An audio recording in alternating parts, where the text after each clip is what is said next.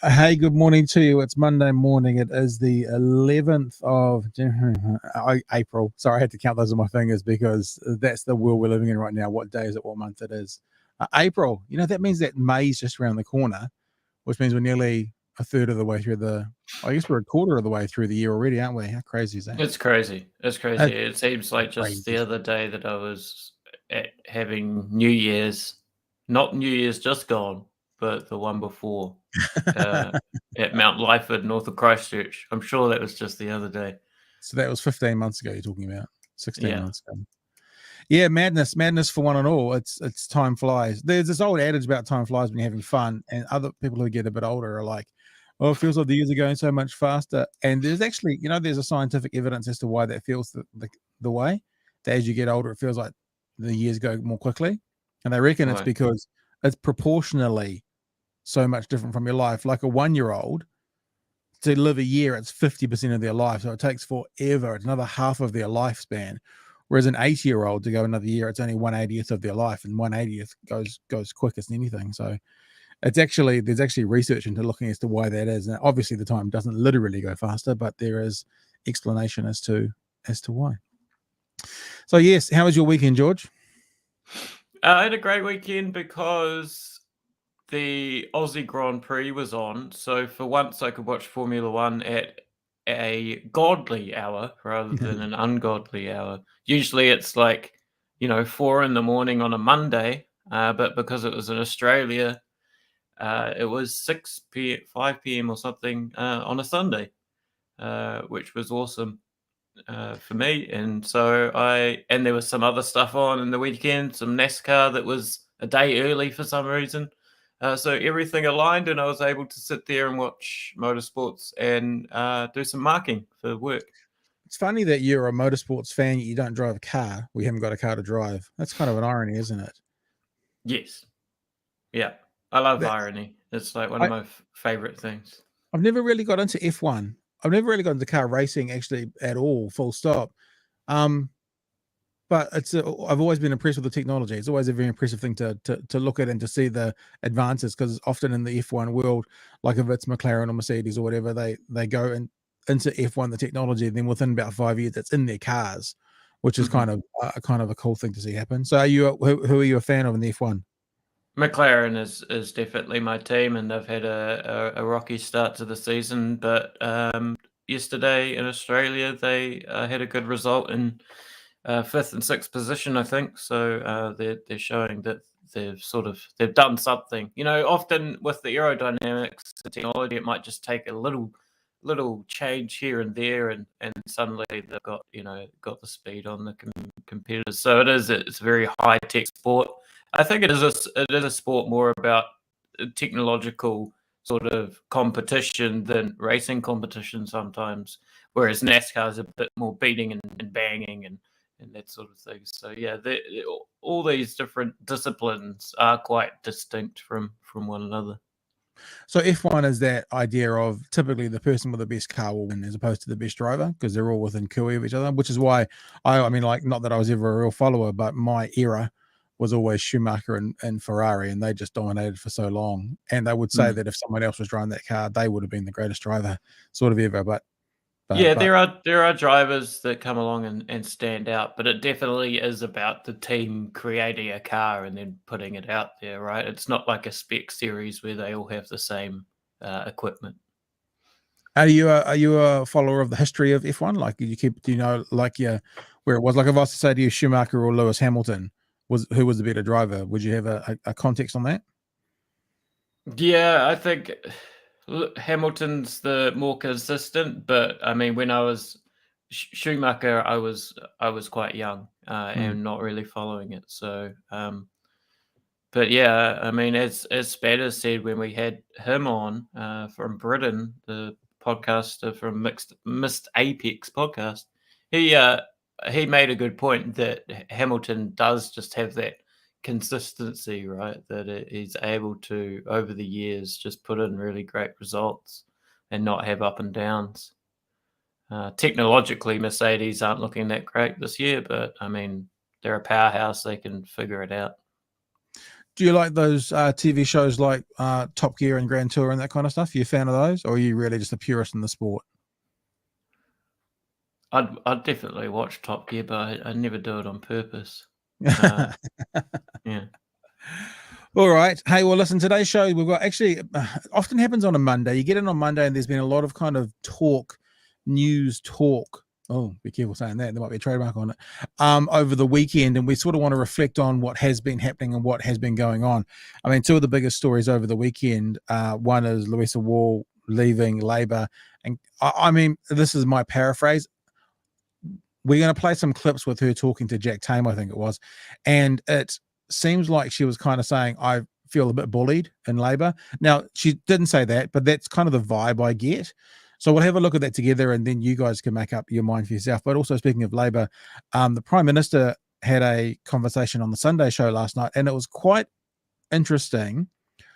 I was going to say insightful. I don't mean she or the reporter was insightful, but the content that came out was interesting. So, for example, one of the criticisms of the Prime Minister is that, you know, she's a flip-flopper on mandates. And she actually admits, and we're not playing this clip, so that's why I'm going to tell you, she actually admits in the conversation that she did change her position. Yes, she flipped on it. And the reason she flipped on it was because Auckland was still in significant lockdown, and they had to either decide, are they going to keep a good portion of the country in a long-term lockdown, or are they going to change their original position and move to a mandate type situation. So she admits in that she did flip her mind. And she also, you know, everyone talks, well, not everyone, sorry, a very small sector of society talk about what they call vaccine harm and people who have been harmed from vaccines.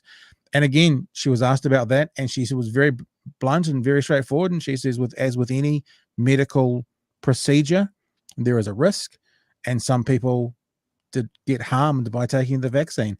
Now, of course, she didn't then leap into the anti-vaxxer world of what they then take that into, because obviously, I guess for a public health conversation, they go, what is the greater good? You know, is the small amount of harm to the massive amount of good? And that's how they make policy decisions. But I just thought it was an interesting look on her conversation, where two of the things that she's criticized by amongst that very small sector of society quite viciously, she was like, yeah, we did change our position, and yes, there have been some people harmed by the vaccine. So it was, you know, kind of, I always think about, you know, 8 Mile, the Eminem movie where he plays a rapper, a white rapper, funnily enough. And at the very end scene, when he's in that situation where he basically does that end rap and he annihilates himself, you know, he goes, his girl got fucked, and you know, my boy did shoot himself in the leg, and my best friend is an Uncle Tom. And then he throws the mic to the other guy and says, now what can you say about me that I haven't already said? And the guy's got nothing, because what the character did, B Rabbit did, was took all the power away from the words.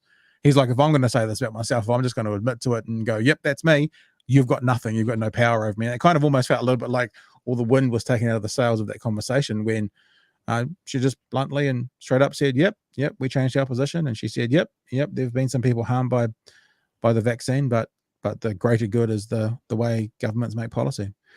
I don't know if you've seen the whole conversation, George. We're going to play some clips shortly, but you're welcome to jump in on anything that I've just said then. What are your thoughts? Yeah, I mean, I'm looking forward to talking about the Louisa Hall thing, because it's sort of like, there's not much of substance in the Jack Tame interview, right? So, and I mean, it's been reporting in the past of that sort of thing, and this sort of came off the heels. Just for those who don't know, over the weekend, it's like the Audrey Young in the Herald sort of started off the story with Louisa Wall, and then we had the TVNZ interview with Jack Tame. So there was a concerted effort by Louisa Wall to sort of start off the week with this news, but at the end of the day, she doesn't actually say that much, right? a vibe is communicated as you've identified, but at the end of the day, it's not. There isn't a bombshell here about bullying. No, there's not. Other than she did talk about, and we have got this clip to play, so I won't set it up too much. She did talk about there was rumors going around that when she was doing a marriage equality bill, a senior Labour figure came in and screamed at her, "What the fuck do you think you're doing?" or something like that. And she talked about that. But yeah, it's not. It kind of makes me think you would hope that the people who run our country are bigger than schoolyard antics and cliques and stuff in the schoolyard. But it kind of came away to say it kind of felt a bit the same. That I think we probably need to be careful and go, if Louisa Wall is taken as being accurate, because it is just her perspective, but if she's been taken as accurate, that kind of cliquey, you're not in, you're in vibe is in government. And I'll say it again, if what she's saying is accurate. Now, we all know that emotions can tell us lies, and our perspectives can be wrong, but her perspective is, and her thoughts are, that's what it was. That's the vibe she's putting out. And if that's the case, it's a bit of a shame. And if it's not, then I don't know. I don't think the Prime Minister or anyone will probably dispute what she's saying, because, as you say, no massive revelations really to have to debunk, other than, they didn't like me very much, was sort of the idea. Yeah. But should we get into the conversation around the PM to start with? Yeah. And we can talk a bit as we go through. The other thing which I haven't mentioned yet that we're going to talk about is there is a bar. This kind of buttresses up to the conversation after the Prime Minister. There is a bar in Dunedin called Woof. Woof. WOOF ! Who are one of the groups, one of the locations, and we were asking this around the mandates, who have chosen to keep the mandate in place. So in other words, for you to go into Woof, you need to show a vaccine pass. Now, the Prime Minister made it very, very clear when they made this decision about mandates coming off, that if businesses wanted to keep them in, they could. Now, Woof has come under a huge amount of pressure and online bullying, shall we say it that way, and people putting fake reviews up on their Facebook page. And so the owner of Woof, a guy called Dudley, has started to track down the people who are putting the 1-star reviews up and sort of expose them. We're going to talk a bit about that. We're going to show a bit about that. And I've actually been in conversation with someone who was an arbitrator. Is that the right word? He was one of the people instigator of encouraging others to go there and put fake reviews. Now, we don't have him to talk about, but I can talk about what he and I talked about. But it is all coming back to the anti-vaxxer mandate type thing, because no matter what you say, when you say to a person, should a business be allowed to be self-determining and make decisions for themselves, everyone says yes. So then when you go, so what's the problem with them enforcing a mandate? They go, vaccines. So it does come back to that anti-vaxxer ideology still, as opposed to a freedom of business ideology. So we'll look at that story as well as we go through the hour. But let's kickstart it, shall we? Good to be back with you all. If you want to comment at any stage, we are live. It is 14 after 11, as I say in radio. It's a 14 past 11. And if you share your comments, we're happy to share them through the show as well. Let's start with this conversation with the Prime Minister over the weekend. And that conversation, we're going to play a few clips from it so you get a chance to hear what she had to say. She was asked by the interviewer about... the interviewer was looking for a personal response from her, how she personally felt about the kind of COVID side of things and COVID in general.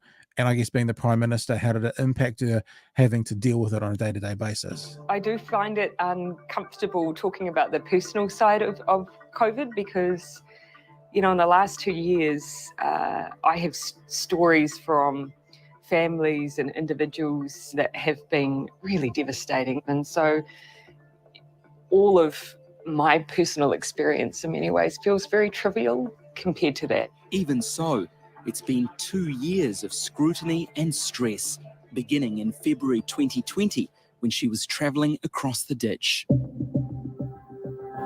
Just before we were about to start our visit in Australia, we got a call saying that we possibly had a COVID case. And up until that point, we did not have any confirmed cases in New Zealand. We knew it was coming.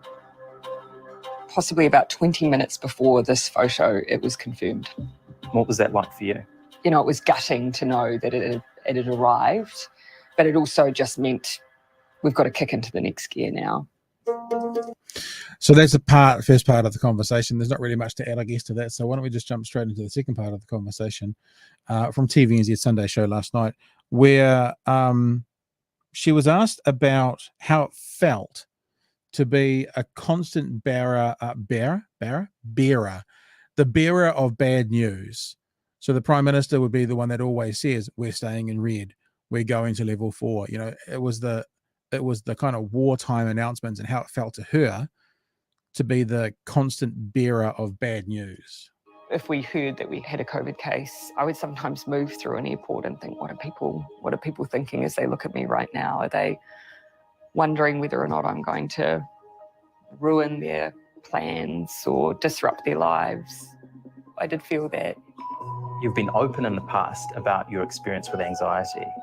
What is it like leading a country during a pandemic and knowing that people may live or die on the basis of your decisions? Let's pause it there. Could you imagine being someone who suffers from anxiety in a medical way, not just being a bit anxious, and having to make decisions based on people's living and dying? That must be I can't imagine the thing that would cause the most anxiety in the world and being someone who suffers from anxiety. I can't think of a parallel to it, but it would be, I don't know, horrific. I don't see how that would even be possible, really. We all knew that everything that we did affected people's lives. Did I spend a lot of time angsting over decisions? Absolutely. Did you lose sleep over those choices? Almost, I think that you got to the point where sleep came to you out of sheer exhaustion. I remember sometimes I would just take really long walks thinking about the consequences. If we got it wrong on this side of the equation, the consequence versus on this side, and just really trying to work them through. We were doing this on almost a daily basis. It's one thing to make one big decision a week, but this with COVID was constant. Yeah. There you go. Anything you want to add into the conversation so far there, George, about what you've heard from the PM? I mean, it seems to be, I know I was going to say a bit of a fluff piece. I don't mean that in a bad way, but it seems to be a lot of the conversation was about how she personally felt, which is what it is. It's sort of a profile on her. And yeah, I know how it impacted and felt to me. What about, I guess, what we're hearing, what it was like for the Prime Minister herself? What about you, George? You want to add anything in there? Well, it really was wartime, right? I imagine for the inner workings of government. Yes, definitely puff piece sort of stuff there. I always find it sort of interesting though to get that behind the scenes look, and I'm never really too fussed about.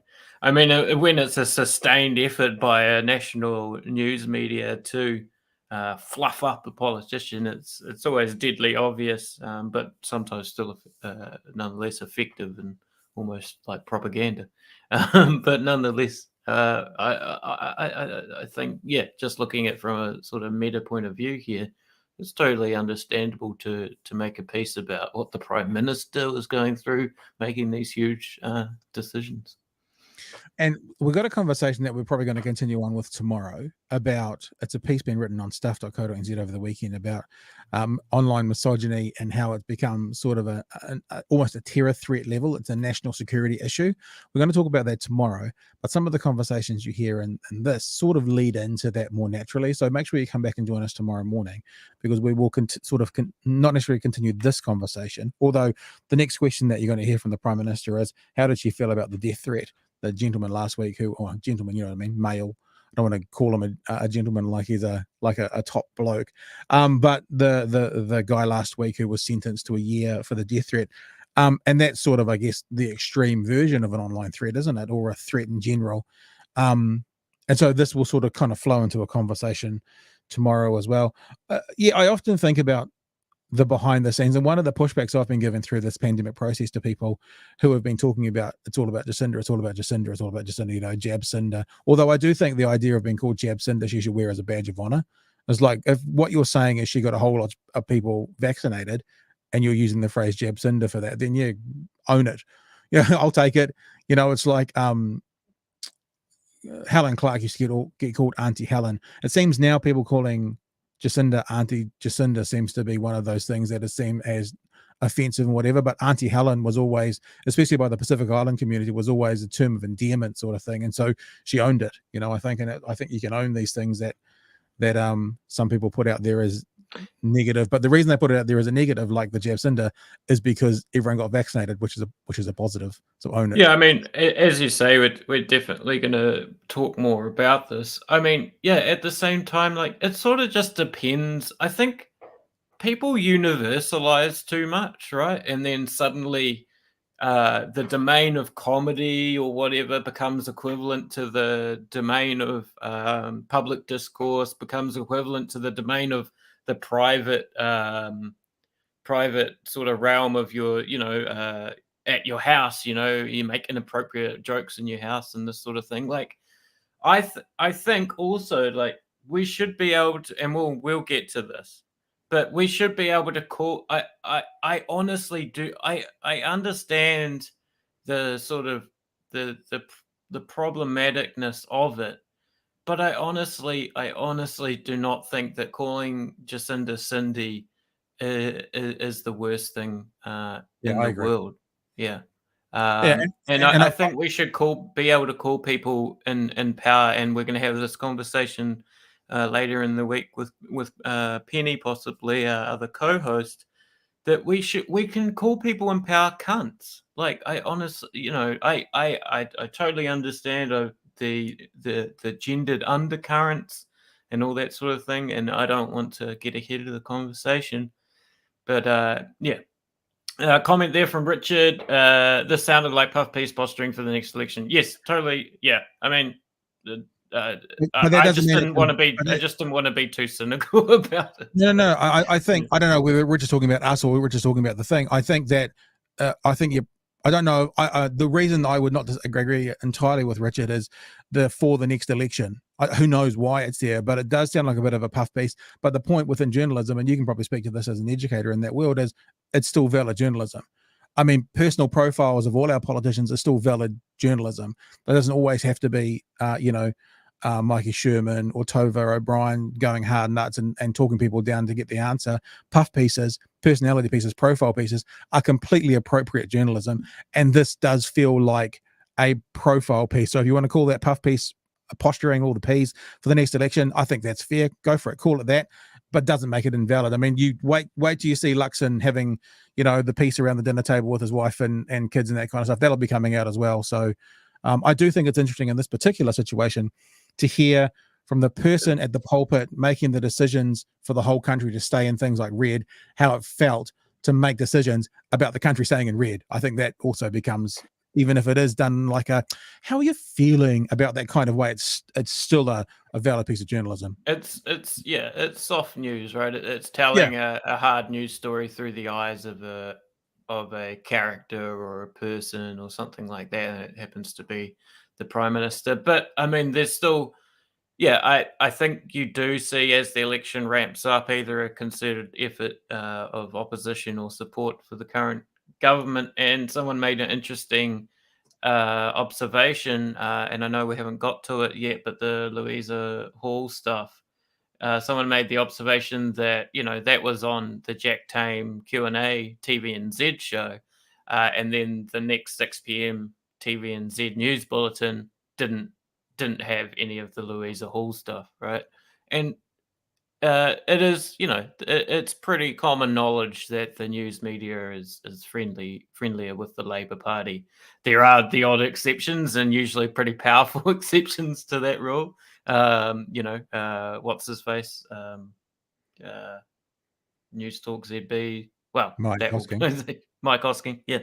There are powerful exceptions to that, but I mean, the journalists in the Labour Party do roam in the same circles. Yeah. I do wonder as well, when this piece was booked in for the Prime Minister, I mean, Louisa Wall's resignation was probably unknown, and I know from having spoken to the Prime Minister's office and being told she's not available for you this whole year that there's a busyness to her schedule. But I guess it's just slightly ironic that Louisa Wall's announcement would come out, and then the very same weekend there'd be like, because Louisa Wall, we'll get to the clips in a bit, is not speaking terribly of Labour, but it's kind of going, yeah, they're a bit nasty to me. And then in the same weekend, there's this other piece from the Prime Minister about, you know, the emotional toll that COVID has taken on her and making the decisions. I don't think there's anything nefarious there, because I know the Prime Minister's timetable will be booked up 6 months in advance, but it is, let's just call it ironic that it's out on the same weekend. But look, let's also just get to this last clip from the PM as well, from that conversation she had on Sunday. And she was asked directly how she felt about the death threat and the guy going to jail for that. I don't want to trivialize it. I don't want to say it's okay. It's not. But does it affect me so personally that I can't do my job? No. But when you open your Instagram, for example, I had a look at your Instagram. There are comments about your body, there's comments about your family, there's comments comparing you to animals. Yeah. When you scroll through that at night, and I know that you look after your own social media accounts. Yeah, I do. How does that make you feel? Oh, look, there are some occasions where if it's been a long, hard day, where, you know, if I haven't had as much sleep as I might need, I'll just choose not to be there, because we're all human. And even though I consider myself pretty resilient, everyone needs to take care of themselves. But the PM couldn't ignore her critics when they arrived on her doorstep. Seeing the kids there probably was one of the things that upset me the most. Yeah. There you go. That'll do us for that part of it as well. So, yeah, I mean, puff piece, maybe, profile piece, maybe. I mean, there's a person, Michelle Hewitson, I think her name was, who used to write a piece for the back page of the Herald, and it would be the weekly conversation. And it was just it was a whole page interview with someone. That's basically what that is, I guess. But it's an interview towards her feelings and life around the issues, as opposed to being around the issues itself. So I think interesting. I think interesting to see. And I think anyone who, as I said at the start, it was interesting within there, we didn't show the clips, that she said, yes, we changed our position on the mandates, and these are the reasons why. And she explained that, and she said, yes, people have been harmed from the vaccine. And as with any medical procedure, it does happen. And obviously we try and, in an ideal world, there'd be none, but it has happened. Now, what she didn't do, if you're an anti-vaxxer or you're in that world listening to this, is go, and it's a significant kind of a situation that's caused more harm than good. Obviously, you know, when you look at 11 million vaccines, not that this one's there, this is just me talking now, 11 million vaccine doses being given in New Zealand, the small amount of harm that there has been versus the massive amount of good. I read actually speaking of this, we're going to kind of go into this conversation next with the guys from Woof, the bar in Dunedin, because they're talking about the vaccine. But Professor Michael Plank, who's a friend of the show, came out in the weekend and was quoted in the weekend, I should say, and said in an article, I read it, that Omicron is actually not mild. It's that we've got the vaccine and the vaccine causes it to be mild. And then basically said, if we didn't have the vaccine, there would be much worse health outcomes for Omicron than what we're seeing right now. So we need to get out of our head, this is my paraphrase now, get out of our head the idea that Omicron is mild and be thankful for the vaccines to help us deal with Omicron in a mild way.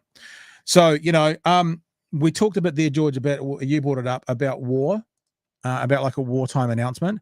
So my question would be, what is the outcome that a government wants in the war, in a wartime situation? And what I would propose is keeping people safe. Ideally, keeping them alive. I mean, if you said to a wartime president, prime minister, king, leader, whatever, if you could only have one thing from this conflict that you're in right now, what it would be, I would be expecting them to mostly say things like, we want to keep as many of our people safe and alive as possible. I think the alive thing would be right at the top of the list. What do you think?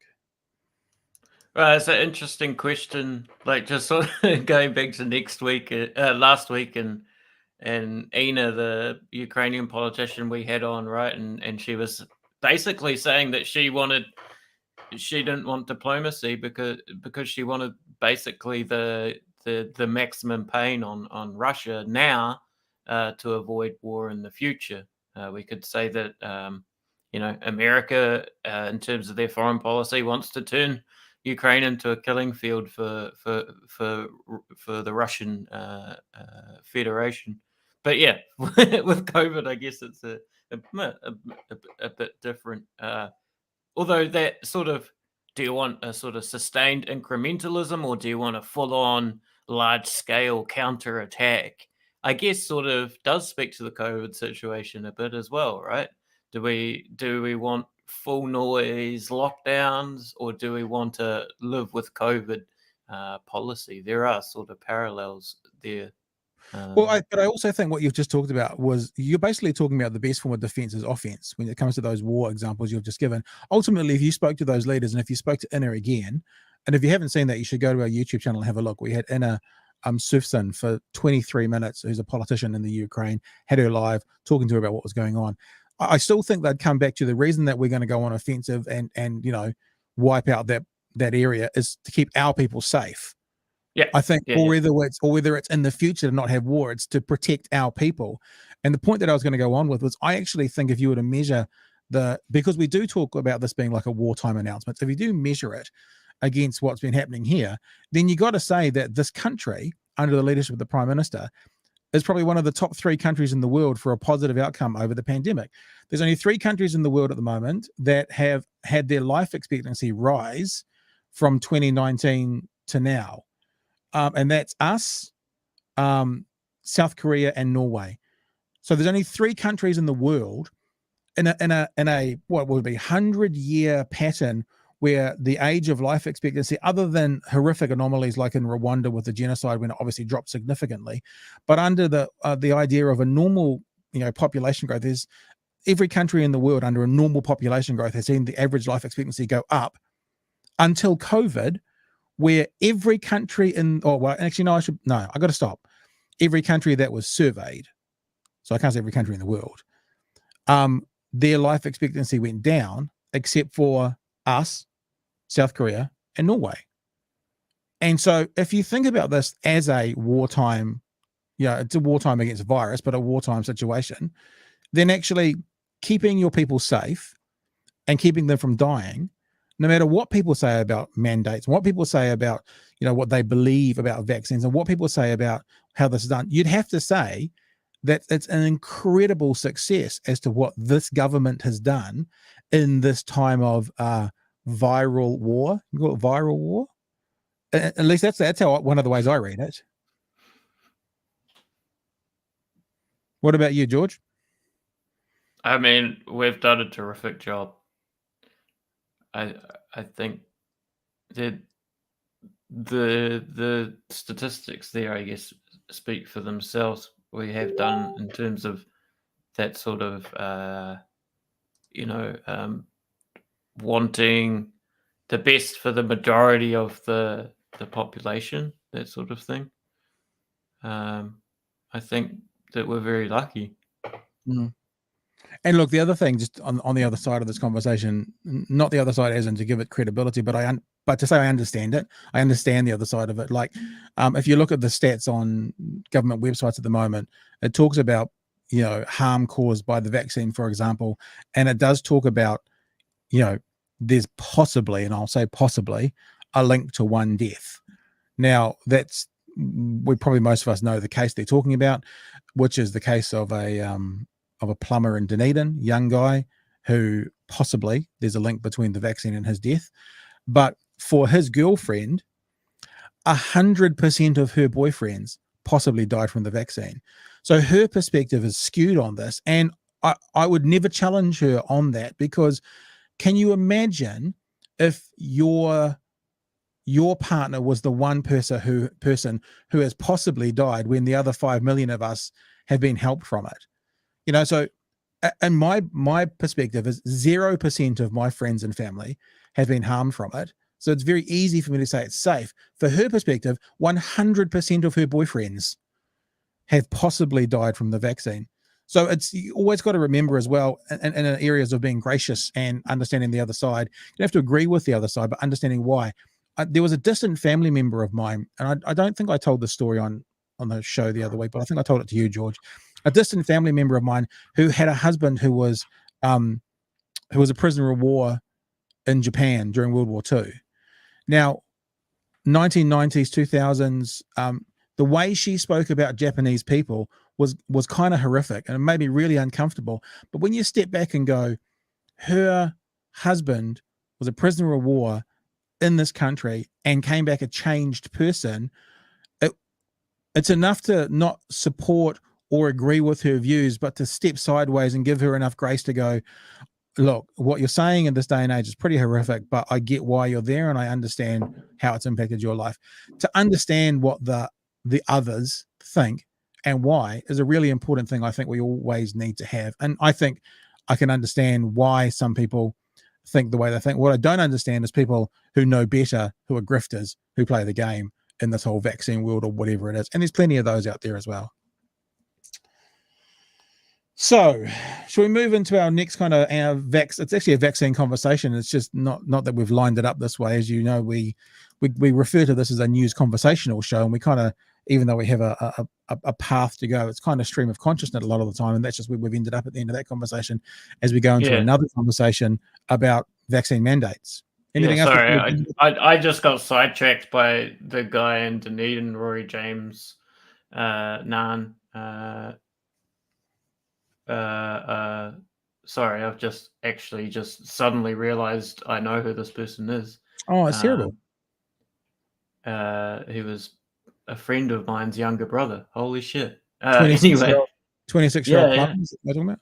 Oh, that's not that's not good to find out on a live stream, George.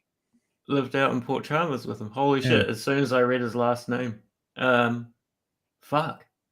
Wow, and that's actually quite interesting. Or maybe I shouldn't go into that. Anyway, I always thought it was like around the not swabbing his arm properly, but as I read the pathologist's report from here, it seems that I was misled.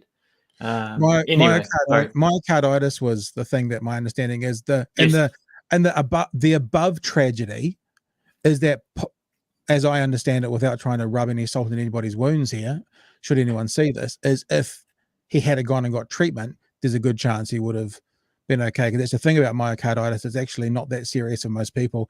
Most people get over it naturally. A few people need treatment. For a very small percentage of people, it's very serious. So they didn't. My understanding, and you're obviously reading the article, so correct me please, because I don't want to be wrong, is that he had the heart flutterings and heart palpitations, that kind of stuff, for a few days, and didn't seek treatment for it. Am I right? Is my memory right? Yeah. Just didn't take the symptoms seriously, which is totally understandable. I wouldn't have either. Really? Shit, I would, mate. Oh, I'm not a but you're like full on about that stuff. Like, I feel like I'm gonna fucking die right now. So. Oh, I'm full on, am I? I'm full on about it. Fair enough. So you're all like, you know the facts.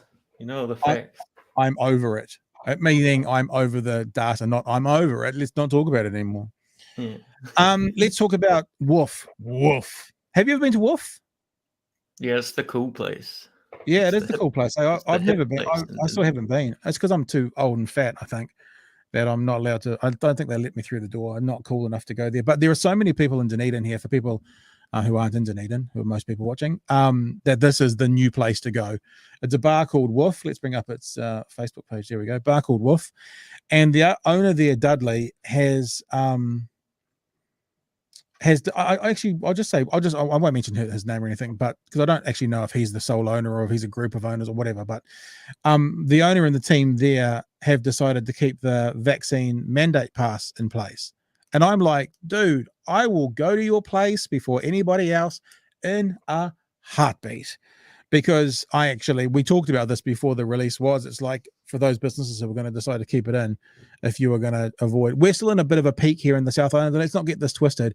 I looked at the numbers yesterday from the new cases, and the Southern DHB is 7% of the population, but we currently have 12% of the new cases. So we're overrepresented in the numbers. So I know places like Auckland and that are really coming down and are on the other side of it. We're still not in the deep South. So if I can choose a place to go to that is statistically likely to keep me a bit safer, I'm fucking there in a heartbeat. So if I go out and if I want to meet someone or if I want to go for a drink, Woof has got my business for the next wee while. And I've never been there, and it's supposedly the cool place to go. So they've decided to keep the vaccine pass in place. And what's happened, as you would expect, because these people have no smarts about them, is a whole bunch of people have, and they're talking about being flooded the bar with fake 1-star reviews in retaliation for them keeping their mandate pass in place, their vaccine pass in place. In a Twitter thread, which we can show you, Dudley, who was an acclaimed musician, described how he attempted to reach some of those who had left one-star reviews, including a kiwi fruit lab technician, a bank business intelligence manager, and 2 evangelical brother builders from Whangarei. So this is the part of the story which is fascinating. So this is the Twitter post that the story was just talking about, and I'll read it to you. After announcing that we would continue to the use of the vaccine pass at our bar, Woof, in Dunedin, we've been flooded with fake 1-star reviews from all over New Zealand. I can actually put an addendum to that. It's actually all over the world. I'll show you that in a second. So I've decided to track down these people and phone them or their workplaces to hold them to account. And then he goes on to say, I identified and called, quote, 2 evangelical Christian brothers, builders from Whangarei. I spoke to one who sheepishly denied it was him. The workplace of a kiwi fruit lab technician. The manager was so embarrassed as she herself had previously worked in hospitality. He also said other people that he's managed to catch up with. An ANZ business intelligence manager in Wellington. I'm going through the complaints process and expecting a call from his manager. Our bar banks with ANZ. The former, as it turns out, workplace of a business consultant in Tamaki, also deeply embarrassed. Goes on to say, I'm still going. I'm fed up with randoms trying to sabotage what our team have worked so hard for without any consequences. P.S. Honestly, don't mess with a queer business, please. And then someone put a Facebook post on them that said, your bar eats a dick. I'm triple vax and will never come back with your silly decision. 96% vax rate, and you still want to keep that silly vax pass. And they respond by saying, thanks, Billy. Our bar literally does eat a dick because half of us are gay and absolutely love eating dick. Take care, totally, which is pretty funny. So, you know what that is? We talked about that earlier. That's a little bit of taking the power away. You know, you turn the words back on people and it takes the power away. Yeah. So I find this really interesting, and actually it hasn't come up here. I don't know if it's still online or if it's been taken, but I ended up at one stage there was a post being put up, and they mentioned a person who had encouraged others to go there and post fake, bad reviews, post bad reviews. Because I then contacted that person because I'm like, well, let's talk to this person and find out what it's all about. I'm not going to bring their details up. I'm not going to dox them, which is why I'm looking over here because I'm not going to put it on the screen that you guys can see. So I contacted this person and I said, I wouldn't mind talking to them about it. I said, I've seen you've posted some things about the decision that Woof has made, asking people to go to their Facebook page and leave a bad review. I went on to ask this person that I guess we'd like to understand why, if someone disagrees with the business policy, would they then want to see fake bad reviews put up? The response from this person was this, quote, and I haven't identified their name, I haven't asked their permission to use this, but I'll just say what I've said, right? Because I'm not identifying who they are. The response from this person is, they are not fake bad reviews. They are reviews to inform customers that these businesses discriminate against people based on their health choices or not choices in some cases. Pardon me. I'm not suggesting for a minute that people leave any sort of false claims about these places. Excuse me. And then we go on to continue conversing with that person for a little while. So let's have a look if that's, and I'm not obviously saying that this person that I contacted is responsible for all the reviews that were being put up on Woof, but these are some of the ones that are putting up on Woof now. This person says, crazy maskoid losers avoid. Woof has done their research. This person is from the UK, has never been to Woof, and is upset that we are continuing to use the vaccine pass. And then, of course, what happens as well is you've had a flood of supportive text coming through as well. Highlights of Dunedin. A comment that just says, discriminatory medical freaks avoid. And often you'll find, if we have a look in here, I think, here we go, you're from the UK. So the original post talk about people posting from all over the country is now happening all over the world. Love what they stand for, etc., etc. This person promoting segregation based on spiritual and medical choices of individuals. I don't know where this person is. Someone just says, I like donkeys. Fair enough. And it goes on and on and on and on. Now, I assume, and it'll take a long time because if you're not aware of this, Facebook takes for fucking ever to action anything. But I assume that Woof will be able to get a bunch of those taken down. And can I just also say, even with the flood of bad reviews bringing their average down, they're still at a 4.1 out of 5. Oh, they'll be fine.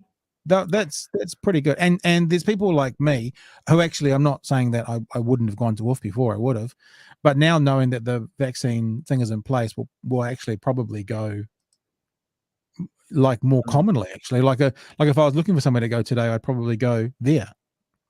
Yeah. So there'll be the other side of it, and obviously they're getting a lot of publicity. Now I spoke to Dudley via email in the last 24 hours, and he's basically said that they don't want to blow it up any more than it already is, and they've been asked for interviews by all sorts of people, and they're not going to do any. So that was their response, which is completely fine and appropriate. And I told them we were going to talk about it anyway. So, yeah, George, yours, my friend. Yeah, I mean, as I said, they'll be fine. They're a very popular place. This only adds to their popularity. I mean, it is interesting how in this day and age we are so integrated with review mechanisms, right? The 5 stars out of 5 or the 1 stars out of 5, whether it be in our jobs that we have in terms of owning a business such as Woof, or delivering food, or I don't know, making movies, or whatever it is. And you can see how that's easily weaponized in this regard. I could imagine that maybe a less established business with less popularity, because Woof it's very popular, has a strong, identity. It's a good place to be, blah blah blah. Will be all good, but I can imagine that the review thing might get weaponized about against people, and it has been before. That maybe would suffer a bit more from it. As for the actual issue itself of keeping the mandate thing, the vaccine mandate in your business, yeah, I mean, we did identify that on day one, that this was going to be a problem. We did live. We identified this and thought that it would be an issue. Like, I mean, I'm just like, after hearing those McDonald's workers who were just like, it seems like, because imagine the pushback they've been getting as well from people that might have a vaccine pass. But so for those of you who no one probably remembers this, I came across the McDonald's workers who were very excited that the mandates were finishing and they weren't going to have to check passes anymore. And they were stoked, right? But I imagine because of the pushback that they would get from people who had passes but were probably like the people who wear masks just around their mouths and not around their mouth and nose. I mean, those. Yeah. I mean, it goes back to that argument about what private businesses can do. I mean, but that's exactly it. I mean, if you were to say to any of these people, is a private business allowed to put in place their terms and conditions, their policies? Basically, everyone's going to say yes. So you go, well, then what's the problem? And then they go, vaccine mandates. So in other words, you can't have it both ways. Either businesses are not allowed to make decisions for themselves. And remember, when we decide that means your business, this guy that I was talking to runs a trust who works with alcoholics, and on their Facebook page, they're all very, very lovey-dovey, they support you in this. Like, so can I come in and put conditions on your trust? No, because it's your trust. It's your, I mean, there's laws of the land you have to provide, and keeping a mandate pass in place is specifically not breaking any laws of the land. So either accept that or be open to anything you're working in, me being able to dictate what happens in your place of work. No shoes, no shirt, no mask, no service. So these guys are no vaccine pass, no service. That's their choice. Yeah, you can't have a black and white sort of thing when it comes to the business can do what it wants or can't do what it wants, right? I mean, because as you say, there's laws of the land. They have to pay taxes. They have to not get out the whip and whip their employees. So there's several things they must do. I mean, aside from that, I just think that, I don't know, maybe this is the conversation, and this is where people are ill-informed that think that they can't do this. You can't discriminate against people people feel like they're being discriminated against. You can't be discriminated against if you make a fucking choice. You've Yeah. made a choice. You don't get discriminated against because of choices. You get discriminated against because of things that are innate that you can't change, like your race or your age. I don't choose to be 65. I am 65. I don't choose to be Māori or Pacific Island or Nigerian or Zimbabwean or, you know, Filipino or American. I don't choose those. I am those.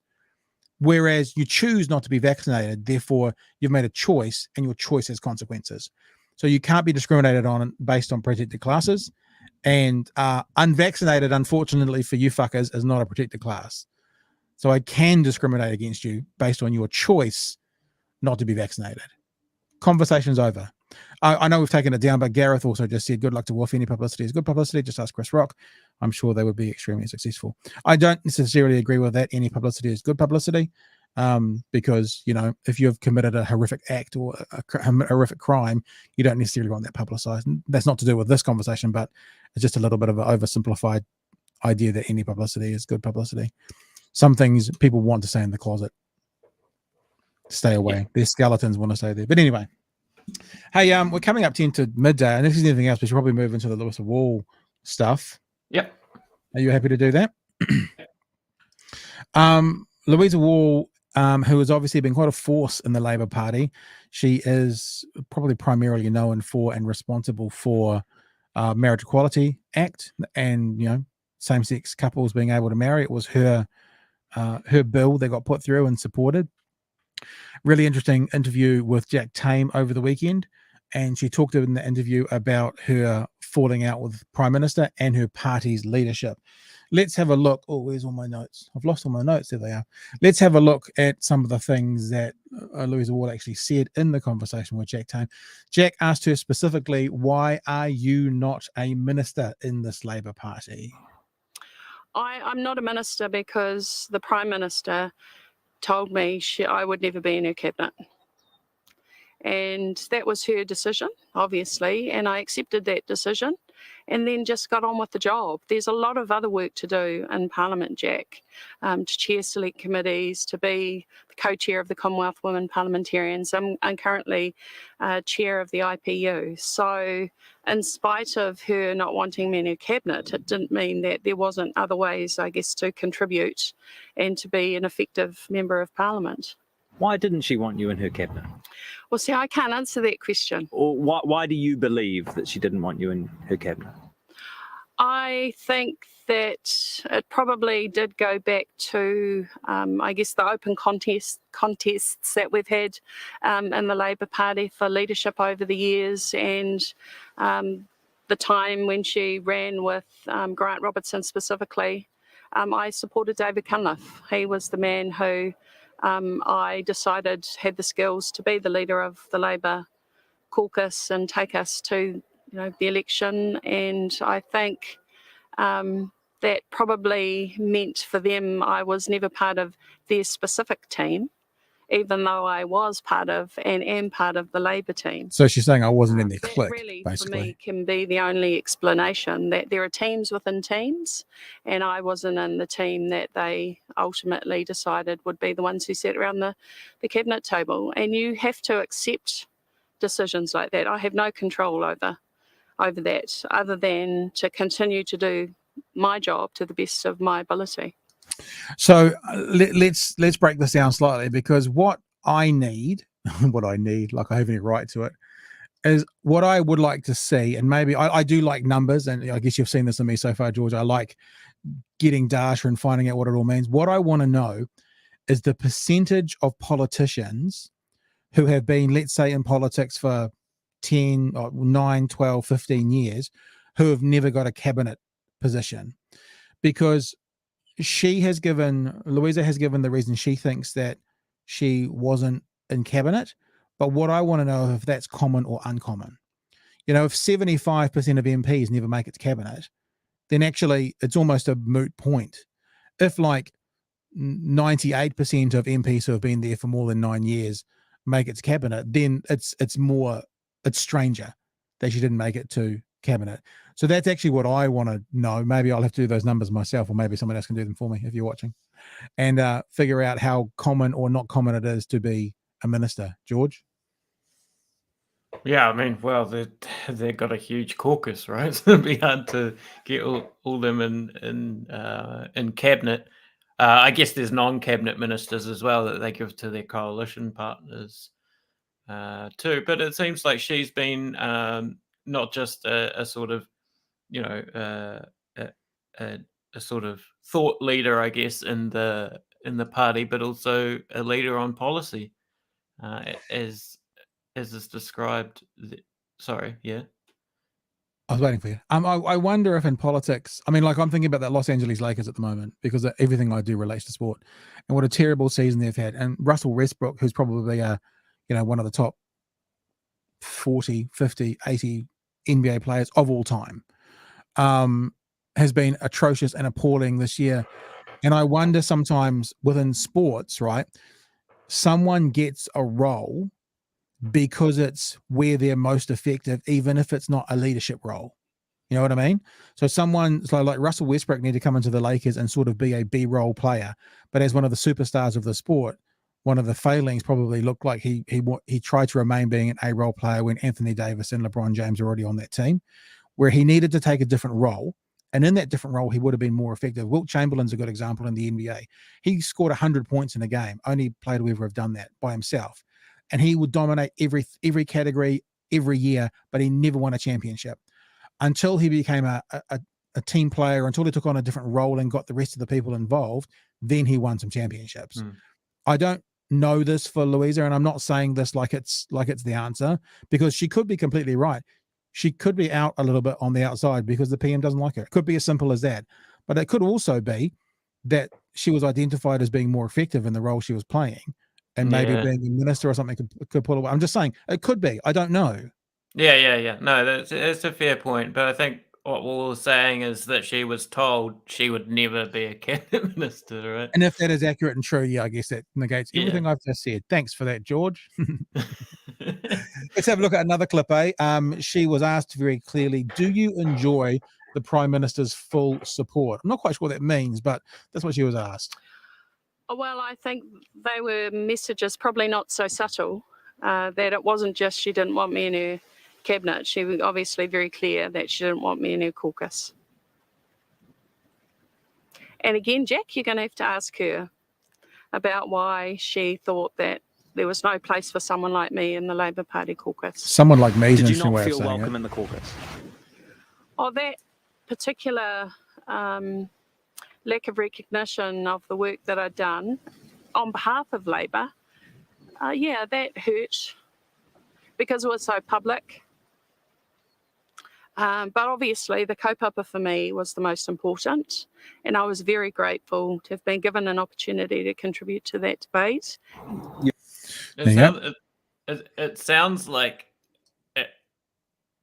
she wasn't even appreciated as someone behind the scenes whipping up policy support among the caucus, that she was seen as someone that was maybe demanding a bit too much of a big fat healthy party that's in power and doesn't have to do that much to keep going. I am interested with the someone like me comments and what I don't want to read too much into it, but what that actually means. Someone like me, how is she classifying herself? I think I think that's referring to the demanding of leadership when it came to progressive policy. Yeah. So there was rumors and are you thinking like passionate brown woman? Don't know. Okay. Yeah. Don't know. I'm sure there's been speculation from commentators on that. I'm sure. Well, when I say speculation from commentators, I probably mean there's people talking on Twitter about it. Yeah. But, remember, Twitter's not a real. You've got to remember always, and we've said it a dozen times on this, as Dave Chappelle says, I don't give a fuck about Twitter because it's not a real place. So we always got to remember that. No. I guess what I'm wondering is, I mean, that's one of the things it could be. And inevitably that factors in, yeah. But then again, are there other, passionate brown women who are on side for the Prime Minister? Is it to do with who she is? I mean, look, I have to know. I have to be honest. Is that my work in the media over the decades. Jeez. There's been times I've been hard to deal with. I've been a prickly character, and there's lots of reasons for that. And including to do with I didn't learn I was dyslexic till I was 40. Let's not get into a full conversation as to why that is. I mean, like I've got quite a long conversation as to I realized how that was hindering the way I communicated and stuff with people, but I won't do that today. But just so people know, I didn't know until I was 40 a whole stuff about myself, which on reflection I can see made me a more prickly person to deal with in my younger days, a bit of an arrogant young broadcaster. So I can kind of get the sense of being someone who goes, I was just calling leadership on it. They should have done better. They should have been better. I mean, I could see where they could have been better. And that actually been really unhelpful to a team dynamic as well.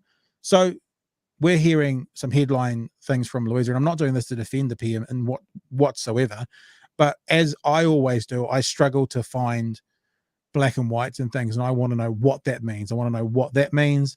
I want to know the example, so to get a really clear picture.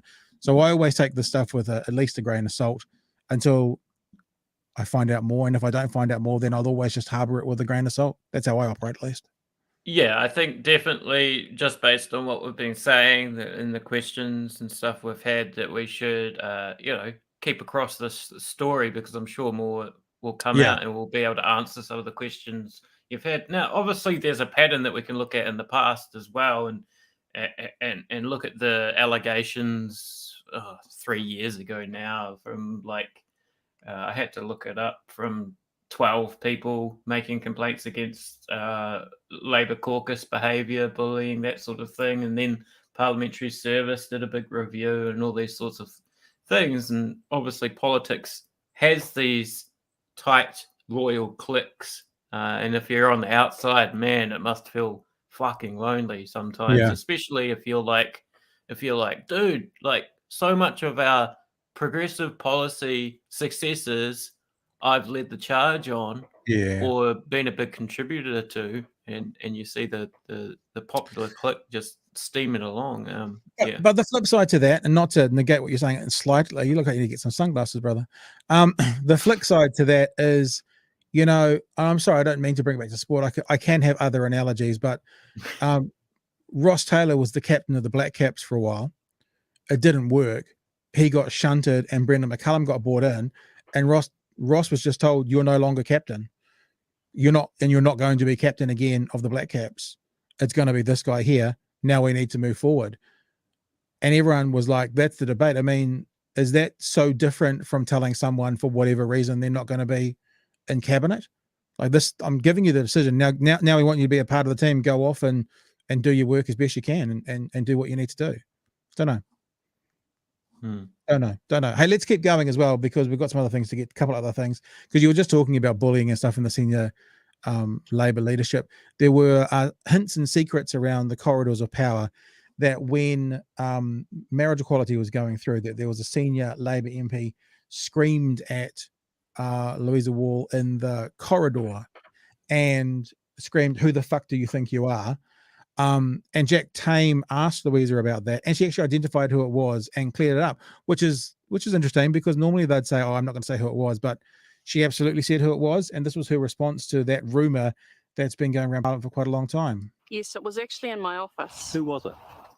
That was Clayton Cosgrove, who came into my office. He heard me being interviewed on Radio New Zealand, and it was about the Labour Party's commitment to relationship equality. And I talked about the decision-making process that MPs would have to go through, that if you're an elected MP, some of them would consult and they would have to make up their minds, but that it was Labour Party policy. And as a list MP, he was offended that I'd even spoken about how people might vote, and that's what he did. He burst into my room and that's what he spat at me. I mean, I was told by the chief of staff at the time that if I didn't do things that the way that they wanted to do, then I was on my own. And I said, okay, I'm on my own. There you go. So did what she needed to do, operated how she needed to operate to get what she needed to get done. Carl says, when you look at her cabinet and caucus overall, it's hard to say it's a racial thing. Never say never, but it's not looking likely. But not likely looking as the caucus as a whole. Yeah, and look, and let me just be clear. I've got a bit of a fucked up brain, and it will always ask the questions. And I actually kind of already come to that conclusion, but I don't think it will be a racial thing. But when someone says, not my, what did you say? Someone like me, you got to ask what that means as well. So yeah, I'm going to play this last clip because of all the sort of conversation through the interview that Louisa Wall had, making comments about not being accepted, not being wanted, you're not going to be in our cabinet. In the end, I feel like she still towed the Labour Party line, because Jack Tame asked her, has Labour and the government lived up to its promises? Because we were asked, obviously what's happened through COVID and all that sort of thing. So has Labour done what it said it's going to do? And by and large, Louisa actually stayed the party line and said yes. So let's I was trying to be really professional and timed out there, but I didn't have the thing up. I'll do it again. Ready? No one's noticed. By and large, Louisa said yes. I think Labour and government has tried to live up to its promises. I think we've tried to put into place the architecture for us to be able to measure how good the public system is in delivering all those objectives you've talked about, Jack. I think where we've fallen down, so to speak, has been in the logistics, like how do we actually get this done?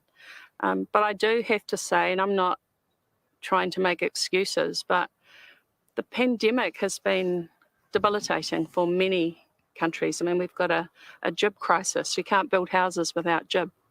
That has got nothing to do with the government. And so I think there needs to be a fair assessment of what we promised to do and what we've been able to do, but also what we've committed to doing, and I think we're still committed to doing. So we've done a lot of good work. We have, but I can understand the criticism because we're not moving as quickly as some people think we should. There you go. And that's the end of the clips we're going to play. So by and large, she's still saying Labour is on track. There have been some hiccups along the way. Yeah. Pretty measured, loyal line, right? Yeah. And when I say towed the party line, I don't actually mean that, she's not brave enough to step up. I mean, actually, by and large, she still agrees that the objectives of Labour and Labour as a party and a government has been as successful as they could have been. So she had an opportunity to really stick the knife in there if she wanted to, and she chose not to. Yeah. Yeah. Because if she had said no, then that would have been headlines everywhere. And she didn't. She said pretty much. Yeah. Alrighty. I think we're about done. Is there anything else you want to add in for the day there, George? No, that's good. Yep. As I said, we'll be looking at that story and all the other stories, and we'll be back with stories. Yeah, Penny Ashton will be on with us tomorrow again, and I've just had response from the author of the piece we were talking about earlier, to do with misogyny and I'm sorry, I'm looking at my emails. That's why I'm a little bit distracted. Michelle, who wrote the piece on stuff about, yep. And she says tomorrow could work if it's not too late. So hopefully we'll actually have Michelle Duff on as well. We'll confirm that tomorrow. If you follow us on YouTube, and you can see the channel running along the bottom there, normally by about 10:30 every day, we have a thumbnail that comes up, and in the thumbnail it's got 3 images of what's going to. Shall I show you today's, in case you just, I can do that. We got the Photoshop up there. Yeah, see, there's today's. See, because we talked about Louisa Wall, about the Jacinda interview. So if you follow us on that page that's along the bottom, then you'll get this image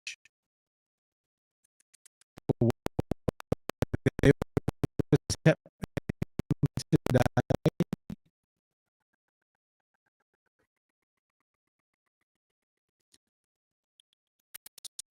Sort of between